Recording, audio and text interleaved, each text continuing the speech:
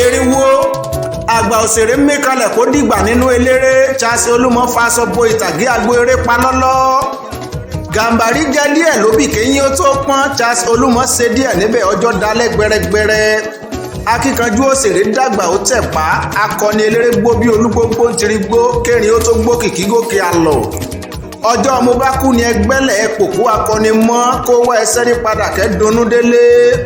Mo ti fara ṣiṣẹ́ délé ikú ọjọ́ pẹ́ ó yẹ kẹ́lẹ́rú ó ti mẹ́rù lọ. Oore ọ̀fẹ́ tí mo wá níyì ọpẹ́ ńlá lọ́rọ̀ mi já sí. Gbogbo ẹni tó bá ń sunkún lọ́jọ́ mo bá lọ orí ara rẹ̀ ló ń dárò. Onídán ni mí láàrin òṣèré orí ìtàgé. Tagbára kọ́ tó oògùn kọ́ àfiyé mi ni ọpọlọ nínú iṣẹ́ tí mo yàn láàyò ni.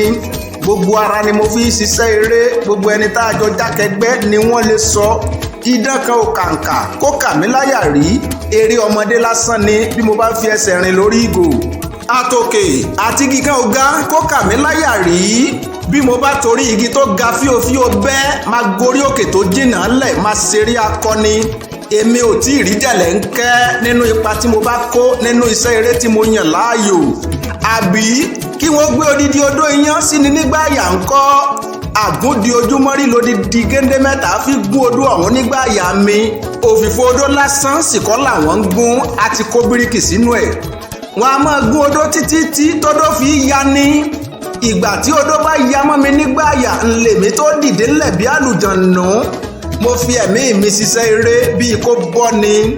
Èmi ò mọ̀ pé n ó padà wá ní gígùn ẹ̀mí láyé bí mo bá ń fojoojúmọ́ dúpẹ́ lọ́wọ́ ọba tó dá mi sí kò léèwọ̀. Ṣé ká tó débi a bá ń lọ ibi àkàn lọ́nà ńlá àkọ́kọ́ dé.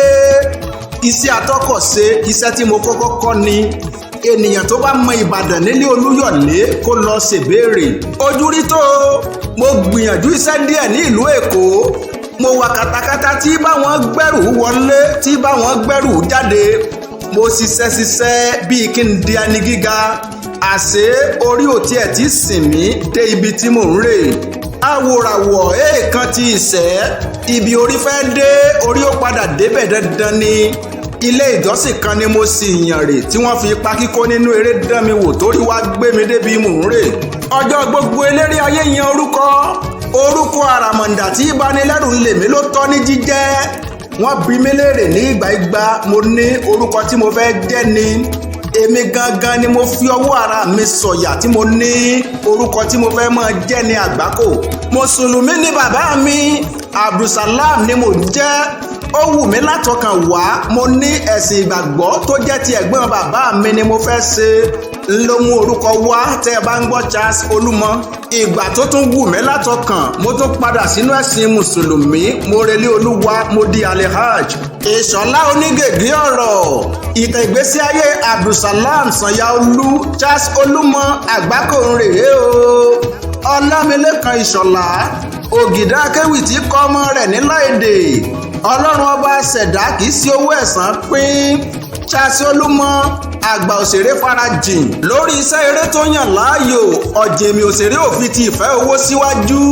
Akíkanjú fi ọjọ́ gbogbo ṣe iṣẹ́. Ó fi ọjọ́ gbogbo farada ìyà. Gbogbo òṣèré ayé sì fi ọjọ́ alẹ́ yọ oyin sí baba lẹ́nu.